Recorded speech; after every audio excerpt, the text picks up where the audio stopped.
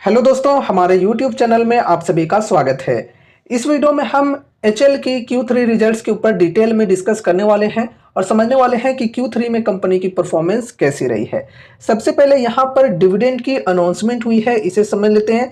तो देखो दोस्तों, FY25 के अंदर फर्स्ट इंटरिम डिविडेंड की अनाउंसमेंट हुई है। 500% की डिविडेंड कंपनी देने वाली है, यानी कि जो फेस वैल्यू है 5 रुपए की, इसका 500% जो कि हो जाता है 25 रुपए। तो 25 रुपए पर इक्विटी शेयर पे कंपनी डिविडेंड देने वाली है। एंड यहाँ पे अगर हम इसकी रिकॉर्ड डेट की बात करें तो 18 फरवरी 2025 है। डिविडेंड पे आउट की बात करें तो ऑन और बिफोर 14 मार्च 2025। चलो ठीक है, अब यहाँ पे हम रिजल्ट्स को डिस्कस करते हैं, अच्छी तरह से समझते हैं कैसे रिजल्ट्स आए हैं इस बार के। तो देखो, ये है कंसोलिडेटेड फाइनेंशियल रिजल्ट्स की डेटा एंड जो भी डेटा यहाँ पर दी हुई है ये लैक्स में दी हुई है, तो अभी इन्हें करोर्स में कन्वर्ट करके आपको मैं बताने वाला हूँ।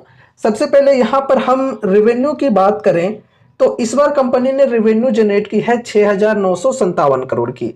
पिछले क्वार्टर की बात करें तो 5,976 करोड़ की रेवेन्यू थी एंड पिछले साल के Q3 में 6,061 करोड़ की रेवेन्यू थी। तो रेवेन्यू के अंदर quarter on quarter and year on year दोनों बेसिस पे हमें ग्रोथ देखने को मिल रही है।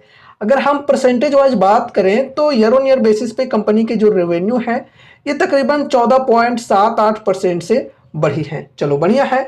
अब यहाँ पे हम मार्केट एस्टिमेट्स की बात करें तो मार्केट एस्टिमेट्स थोड़ी सी ज्यादा थी, 7,012 करोड़ की एस्टिमेट्स थी, लेकिन एक्चुअल में रेवेन्यू कंपनी ने जनरेट किया 6,957 करोड़ के अप्रोक्स। तो रेवेन्यू के अंदर एस्टिमेट्स को कंपनी ने मिस की है। अब देखो, यहाँ पे revenue from operations and other income, इन दोनों को जोड़ दिया जाए तो हो जाता है टोटल इनकम। टोटल इनकम इस बार हुई है 7,588 करोड़ की। पिछले क्वार्टर में 6,518 करोड़ की थी एंड पिछले साल के Q3 में 6,521 करोड़ की थी। तो इनकम के अंदर भी quarter on quarter and year on year दोनों बेसिस पे ग्रोथ देखने को मिल रही है। अब चलो यहाँ पर हम एक्सपेंसेज को डिस्कस करते हैं। टोटल एक्सपेंसेज ये रहा। इस बार एक्सपेंसेज हुए हैं 5,551 करोड़ के। पिछले क्वार्टर में 4,513 करोड़ के एक्सपेंसेस थे एंड पिछले साल के Q3 में 4,838 करोड़ के एक्सपेंसेस थे। तो जिस प्रकार से इनकम बढ़ी है quarter on quarter and year on year basis पे, उसी प्रकार से खर्चे भी हमें बढ़ते हुए देखने को मिल रहे हैं quarter on quarter and year on year basis पे। अब चलो यहाँ पे हम नेट प्रॉफिट को डिस्कस करेंगे।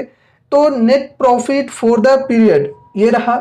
इस बार कंपनी की नेट प्रॉफिट हुई है 1,439 करोड़ की एंड पिछले क्वार्टर में 1,510 करोड़ की थी एंड पिछले साल के Q3 में 1,261 करोड़ की थी।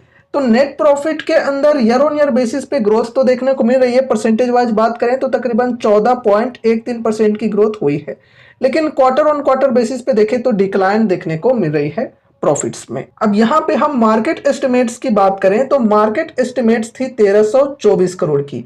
तो मार्केट एस्टिमेट्स को कंपनी ने बीट की है in terms of net profit. 1,439 crore की प्रॉफिट हुई है। चलो ठीक है, अब यहाँ पे ईपीएस को डिस्कस करते हैं।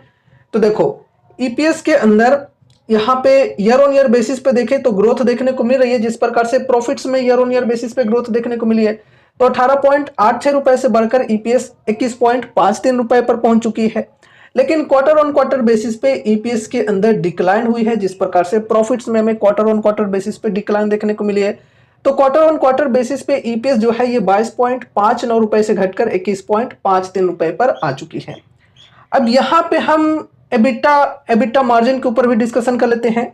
एबिटा की बात करें तो इस बार की एबिटा रही है 1,681 करोड़ की। ठीक है, अगर हम यहाँ पर ग्रोथ की बात करें तो ईयर ऑन ईयर बेसिस पे तकरीबन 17.2% की ग्रोथ हुई है। मार्केट एस्टिमेट्स की बात करें तो मार्केट एस्टिमेट्स थी यहाँ पे 1,711 करोड़ की। तो मार्केट एस्टिमेट्स को यहाँ पर कंपनी ने मिस की है। अब यहाँ पे हम एबिटा मार्जिन को भी डिस्कस कर लेते हैं। तो एबिटा मार्जिन इस बार की रही है 24.2% की एंड मार्केट एस्टिमेट्स की बात करें तो मार्केट एस्टिमेट्स हल्की सी ज्यादा थी, 24.4% की। तो स्लाइटली मिस करते हुए यहाँ पर हमें देखने को मिला है एबिटा मार्जिन के अंदर जो एस्टिमेट्स थी वो 24.4% की थी, लेकिन एक्चुअल में आई है 24.2% की। ठीक है, तो बहुत ही बड़ा अंतर नहीं है। ओवरऑल रिजल्ट्स की बात करें तो रिजल्ट्स ओवरऑल यहाँ पर ग्रोथ के हिसाब से देखें तो चलो ठीक है, ग्रोथ देखने को मिल रही है, लेकिन मार्केट एस्टिमेट्स के हिसाब से बात करें तो मिक्स टाइप से नंबर्स हमें देखने को मिल रहे हैं। किसी चीज के अंदर एस्टिमेट्स को कंपनी ने बीट की है तो किसी चीज में मिस भी की है। अब मार्केट के रिएक्शन की बात करें तो मार्केट की जो रिएक्शन है वो फिलहाल यहाँ पर निगेटिव तरीके से देखने को मिल रही है और स्टॉक में तकरीबन 1.5% की गिरावट चल रही है। तो दोस्तों ये रही हमारी आज की वीडियो एचएल स्टॉक की Q3 रिजल्ट्स के ऊपर। उम्मीद है कि इस वीडियो के माध्यम से आपको कुछ यूजफुल इन्फॉर्मेशन मिले होंगे। तो वीडियो को लाइक करके चैनल को सब्सक्राइब कर देना। और हाँ दोस्तों, यहाँ पर हमने जो भी चीज़ों को डिस्कस किया है वो सिर्फ और सिर्फ एजुकेशनल पर्पज से किया है। इस वीडियो को देखने के बाद अगर आपको कुछ भी इंटरेस्ट लगता है तो फिर आपको अपने तरफ से भी कुछ स्टडी एंड एनालिसिस करनी है कोई भी इन्वेस्टमेंट रिलेटेड डिसीजंस लेने से पहले। और अगर आपके फाइनेंशियल एडवाइजर्स हैं तो उनसे एक बार कंसल्ट करना जरूरी है, ठीक है। तो मिलते हैं अगले नए वीडियोज के साथ, तब तक के लिए बाय बाय।